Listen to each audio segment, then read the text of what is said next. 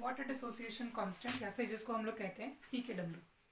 तो पीकेडब्ल्यू अपने आप में पहली बात तो बता देती हूँ कि केडब्ल्यू जो होता है ना, KW is actually called as water dissociation constant. ठीक है, इसको हम कहते हैं, ये है वाटर डिसोसिएशन कांस्टेंट। और जब इसका माइनस लॉग लिया जाएगा ना, जब वाटर डिसोसिएशन कांस्टेंट का आप माइनस लॉग लेते हो तब जाके आपको क्या मिलता है, आपको मिलता है पीकेडब्ल्यू।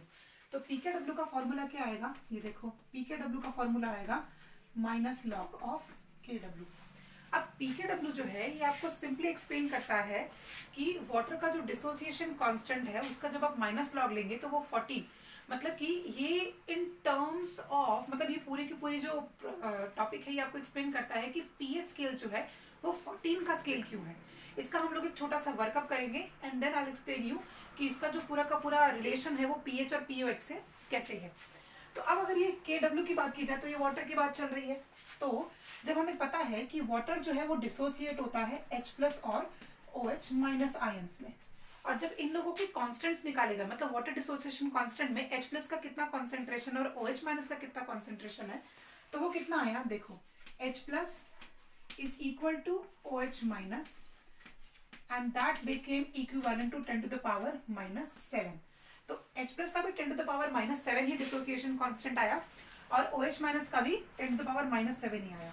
अब हमारे पास pKw कैसे निकाला जाएगा, सॉरी KW कैसे निकाला जाएगा। KW का सिंपल मतलब क्या होता है, वाटर किन चीजों में डिसोसिएट हुआ है, तो वाटर डिसोसिएट हुआ है OH- में और H+ में, और KW क्या था, वाटर डिसोसिएशन कांस्टेंट था। तो वाटर डिसोसिएशन कांस्टेंट जो है वो उसके आयंस के डिसोसिएशन कांस्टेंट के जो सम करेंगे उसके बराबर आएगा। तो कैसे आएगा, देखो, OH का कितना था, 10 to the power -7 in bracket, H+ का कितना था, 10 to the power -7, और अगर बेस सेम होता है तो पावर क्या होता है, ऐड होता है।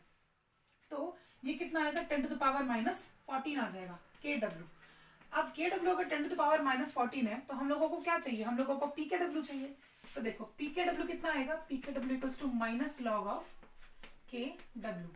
तो यहाँ पर कैसे आएगा, माइनस लॉग ऑफ, ये कितना आया था 10 to the power -14, ये कितना आएगा फिर 10 to the power -14, तो ये कितना होगा -14, तो कितना आ गया 14। एंड दिस इज वाई, देखो, OH और H+ इन दोनों को मिलाकर जब हम लोग कांस्टेंट pKw निकाल रहे हैं तो 14 आ रहा है। तो वाटर जो है वो H+ और OH- में जब डिसोसिएट हो रहा है ना, तो वो रेंज कितने में जा रही है, वो 1 to 14 की रेंज में जा रहा है। इसी वजह से जब आप पीएच स्केल बनाते हो ना, तो पीएच स्केल में क्या करते हो, 7 पे न्यूट्रल हो जाता है और फिर 1 से 6 के बीच में आप बोलते हो वो एसिड है, और 8 से 14 के बीच में बोलते हो वो बेस है। ये वाला पीएच होता है और ये वाला होता है पीओएच, और इन दोनों को मिला के आपका स्केल कितने का बन रहा है, 14 का स्केल बन रहा है। 14 का स्केल क्यों बन रहा है, क्योंकि वाटर ही 14 तक डिसोसिएशन कांस्टेंट दिखाता है।